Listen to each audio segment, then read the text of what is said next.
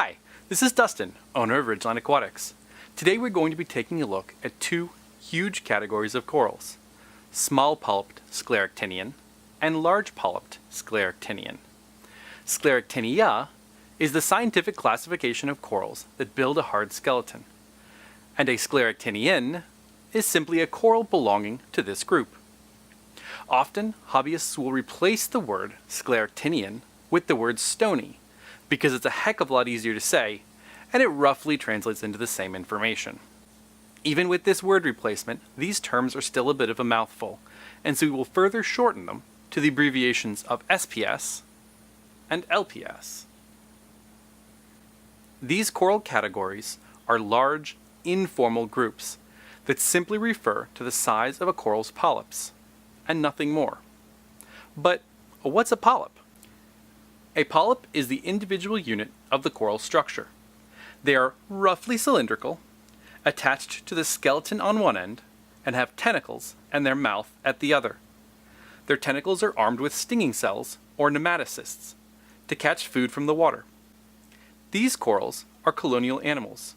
Each polyp is a separate organism, yet is connected to its neighbors by both surface flesh and connections within the skeleton. A coral is very much like an apartment building. Each polyp gets its own room in the coral skeleton. This is easy to see in a dead coral. Each hole used to house a single coral polyp. These days, there is no precise definition regarding what size polyp makes a coral an SPS or LPS, and in some fairly rare cases, one dealer will describe a certain coral as SPS, while another will call it LPS. However, as you can see in these images, in most cases, it's fairly obvious. Before talking about their differences, let's discuss the similarities between these groups. Because they are all in the order Scleractinia, both groups remove calcium and other elements from the water in order to create a calcium-based skeleton upon which they grow. Both groups have soft tissue covering their skeletons, and create polyps, which are generally used for catching food. Most corals seen in the aquarium trade also host a photosynthetic algae called zooxanthellae, which lets them gain energy from sunlight. Beyond the obvious visual differences between these groups, there are some important general distinctions to make. I want to repeat that these are general differences, and certainly do not apply in every case. The groups SPS and LPS were first coined back in the 80s, as a way to describe the corals that could be kept alive in the aquarium, at least for a while, and those that would die immediately. Corals with larger polyps were the first corals we were able to keep for any length of time, and to this day they are generally considered to be an easier group to care for. Smaller polyped corals would die within a very short window of time. Today, SPS are considered to be the most difficult and temperamental corals, although there is a wide range of difficulty within this group. What makes SPS so difficult? SPS corals require the highest water quality and most stable water parameters.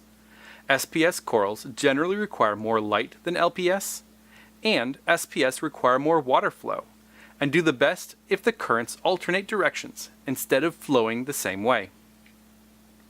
Light and water flow are fairly easy to account for, but maintaining quality water can be difficult for some, especially if they have lots of fish or don't always remember to do their element dosing or tank maintenance. I am a strong believer in feeding corals, but this is especially true with LPS. There is a noticeable difference in growth rate and overall appearance when LPS are fed regularly. If you feed your fish heavily, your coral might get enough food on its own. However, it is much better to target feed appropriately sized food a few times a week. That way, you know for certain that they are getting fed. SPS also do better when fed, but, in my experience, it doesn't seem to be as important. The terms SPS and LPS should really only be used to give someone a rough idea of coral appearance when describing a coral. While there are similarities between group members, these terms are so general that you will always want to do follow-up research on any specific type of coral before you purchase it for your aquarium. Don't make the mistake of buying something only to realize after the fact that it won't do well in your tank. Hopefully you know a bit more about the groups SPS and LPS. Until next time, make sure you check out our store at www.ridgelineaquatics.com. Have a great day!